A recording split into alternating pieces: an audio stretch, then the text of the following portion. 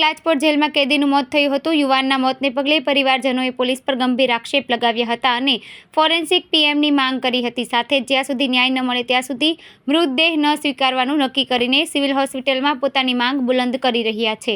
કાચા કામના કેદી મહેશ વાળાનું 7 ઓગસ્ટ 2024ના રોજ શંકાસ્પદ મોત નીપજ્યું હતું। લાજપોર જેલમાં ચોરીના ગુનાના આરોપી તરીકે એક દિવસ પહેલા એન્ટ્રી થયા બાદ તેને ઉલટીઓ અને તબિયત લથડતા સિવિલ હોસ્પિટલ ખસેડાયો હતો, જ્યાં તેનું મોત નીપજ્યું હતું। મહેશ રત્ન કલાકાર તરીકે કામ કરીને પરિવારનું ગુજરાન ચલાવતો હતો।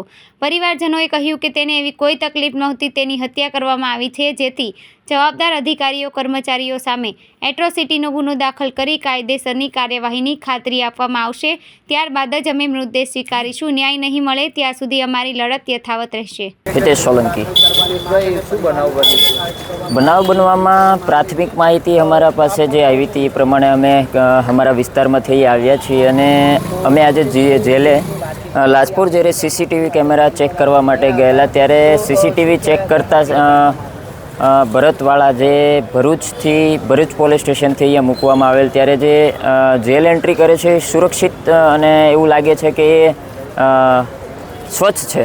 ત્યારબાદ એને ઝડપી રૂમમાં ચેકિંગ દરમિયાન જે લઈ જવામાં આવે છે અને પોલીસ દ્વારા અમને એવું કહેવામાં આવ્યું છે કે એમના પાસેથી એક સિમ કાર્ડ મળેલ, જે સિમ કાર્ડ મળેલ એમના, અને એ સમયે ઝડપી રૂમની અંદર 10 મિનિટ જેટલો સમય જે આ વ્યક્તિની અંદર રાખવામાં આવે છે મહેશને, ત્યારે આજુબાજુમાં જેટલા પોલીસ કર્મીઓ રહેલા હતા, જે ગુનાના કામે કેદીઓ હશે, બધા જ એ દરવાજાના બાજુમાં ગયા। એટલે અમે એવું માની રહ્યા છીએ કે જ્યારે ભરતને મારવામાં આવ્યો છે એના અવાજના લીધે તમામ લોકોએ દરવાજે જોવા ગયા છે અને જ્યારે 10 મિનિટ પછી ભરત જે બહાર આવે છે મૃતક, ત્યારે એ પોતાનું પેટ પકડી અને બહાર આવે છે અને વોમિટિંગ ચાલુ કરે છે। સારી રીતે બેસી પણ શકતો નથી અને એ વ્યક્તિને ત્યાં લગભગ 1 કલાક જેટલો ત્યાં પછી બેસાડવામાં આવે છે, ન પાણીની વ્યવસ્થા કરી આપવામાં આવે છે કે ન કંઈ પૂછવામાં આવે છે। તે વ્યક્તિ બેસી પણ નથી શકતો, ના ચાલી શકે છે।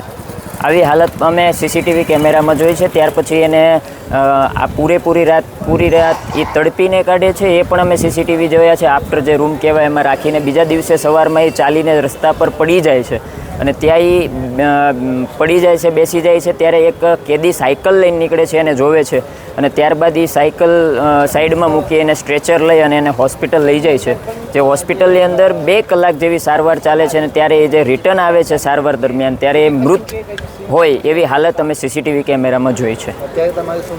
અમારી અત્યારે એક જ માંગ છે કે અમે જે મૃતક છે એની બોડી અહીંયા રહેવા દઈશું જ્યાં સુધી આ જેલની અંદર જે આરોપી છે, જેણે એને માર્યો છે, જે અધિકારીઓ સામે એફઆઈઆર નહીં થાય જ્યાં સુધી અને યોગ્ય ન્યાય નહીં મળે ત્યાં સુધી અમે આ બોડી અહીંયાથી લેવાના નથી।